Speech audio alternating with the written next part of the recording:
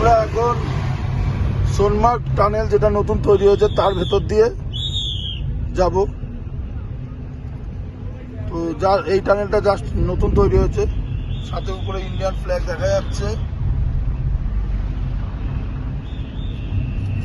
এটা পুরো বরফ থাকে, পুরো বরফ থাকে যাবে।